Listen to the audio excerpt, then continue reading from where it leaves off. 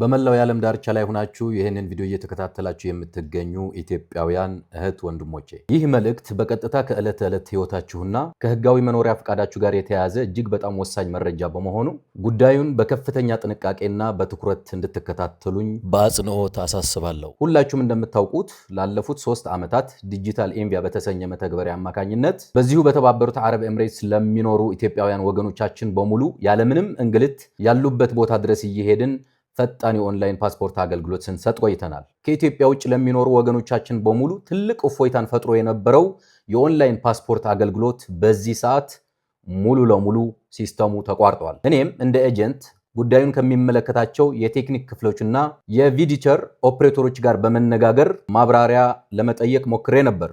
የተሰጠኝ ይፋው ምላሽም ይህን ይመስላል። አዎ የኦንላይን ፓስፖርት አገልግሎት እድሳቱን በዚህ ሰዓት ሙሉ ለሙሉ ተቋርጧል። ወደፊት መቼ እንደሚቀጥል ወይም ጨርሶ ሊቀጥል እንደማይችል በአሁኑ ሰዓት የታወቀ ነገር የለም። ይህ ሲስተም መቋረጡ እዚህ ኤምሬትስ ላይ የምንኖረውን ኢትዮጵያውያን ብቻ ሳይሆን በመላው ዓለም የሚኖሩ ኢትዮጵያውያን ጭምር እንደሚጎዳ የታወቀ ነው። ምክንያቱም ይህ የኦንላይን ሲስተም ኤምባሲ በቅርበት ማግኘት የማይችሉ ከዋና ከተማዎች እጅግ ርቀው የሚኖሩ ወገኖቻችን የትም ሳይሄዱ ያሉበት ቦታ ሆነው ፓስፖርታቸው እንዲያድሱ ትልቅ መፍትሄ ነበር።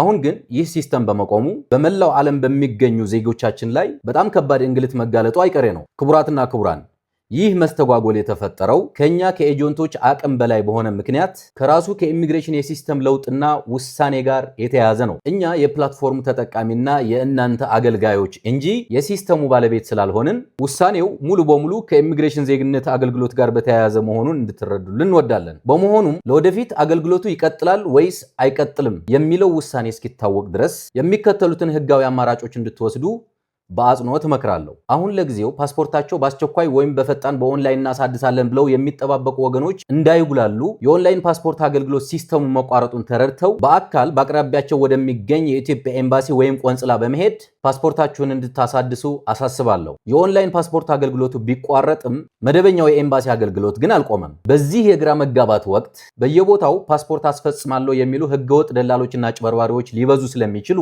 ከኦፊሻላዊ የመንግስት ተቋማት ውጭ ለምንም አይነት ሰው ሰነድ የሚሆን ገንዘብ አሳልፋችሁ እንዳትሰጡ አደራ ላለው። በመጨረሻም በእነዚህ 3 ዓመታት ከእናንተ ያገኘሁት እምነት ለኔ ተራ የሥራ ግንኙነት ብቻ ሳይሆን በከፍተኛ ኃላፊነት የሚሸከመው የከበደ አደራ ነበር። ይህንን የህዝብ እምነትና አደራ በታማኝነት ለመወጣትም ሁልጊዜም ለህሊናዬና ለሙያው ስነ ምግባሬ ፍጹም ተገዥ በመሆን ስራዬን በከፍተኛ ኃላፊነትና በቅንነት ስከውን ቆይቻለሁ። በስራ ላይ ፍጹምነት የለምና ምናልባትም በስራ መብዛትና በስራ መጨናነቅ ምክንያት ፈጣኝ ምላሽ ሳንሰጣችሁ የተስተጓጎላችሁ እህት ወንድሞቼ ካላችሁ እጅግ በጣም ከልብ ይቅርታ ጠይቃለሁ። በመጨረሻም ሲስተሙ ከመቋረጡ በፊት ለእድሳት አፕላይ የተደረጉ ፓስፖርቶች 99 በመቶ የሚሆኑትን በሙሉ ታትመው መጥተዋል። ምናልባትም መጨረሻ አካባቢ ለእድሳት አፕላይ የተደረጉ የ4 ሰዎች ፓስፖርት ብቻ ናቸው እስካሁን ያልታተሙ። እነሱም ከታተሙ እሰዬ እንደተለመደው ያላችሁበት ቦታ ድረስ መተን ፓስፖርታችሁን የምናስረክባችሁ ይሆናል። ካልታተሙ ደግሞ ከትራንስፖርት አገልግሎት ውጭ ሪፈንድ የተደረገው ገንዘብ ሙሉ ለሙሉ ተመላሽ የሚደረግላችሁ ይሆናል። ከኢሚግሬሽንና ዜግነት አገልግሎት የሚወጡ አዳዲስ መመሪያዎችና ይፋዊ መረጃዎችን እየተከታተልኩ ወደ እናንተ የማደርስ ይሆናል። ስለ አብሮነታችሁና ስለ እምነታችሁ እጅግ አድርጌ ከልብ አመሰግናለሁ። ሐምሌ 15 2018 ዓ.ም ቸር ያቆየን። ቪዲዮውን እንዳጠፋ እኮ ነው እየነገረችኝ ያለችው። السلام عليكم ورحمة الله حبيبك كيف حالك؟ أنا فاطمة. معلش ما رديت عليكي ودحين قال لي افهم انه شفت المقطع انك تكلمت عربي عشان كذا ما رني بتكلم عربي نعمل علي. قال لي اكلمك عشان تحذف الفيديو.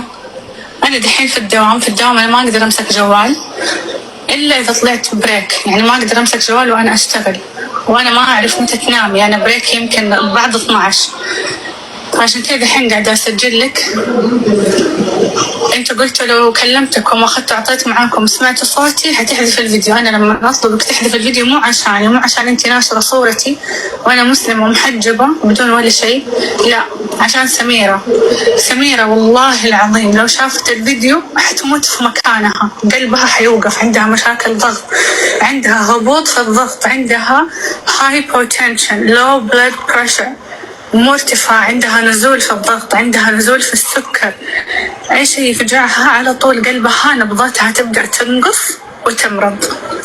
አንዴ አይምሮዋን ታማሚ ናት ነበር የምትለው። ስለ ቤተሰቦቿ መስማት አትፈልግም ነበር የምትለው። አሁን ደግሞ ለኔ የስኳር መውረድ አለባት፣ የደም ማነስ አለባት፣ ቪዲዮን ካየች ትሞታለች ሰሚራ። ለራሷ ለሰሚራ ፍትህ እየጠየቅኩኝ እናቷ ልጄን አሳዩኝ ሳትሞት 8 ዓመት ድምጿን ሰምቼ አላቅም እያለች ሰሚራ ድምጽ ስለሆንኩላት ከታገተችበት እንድትፈታ ድምጽ ስለሆንኩላት ነው ብታየው ቪዲዮ የምትሞተው። አይነት ድራማ ነው የምትሰራው።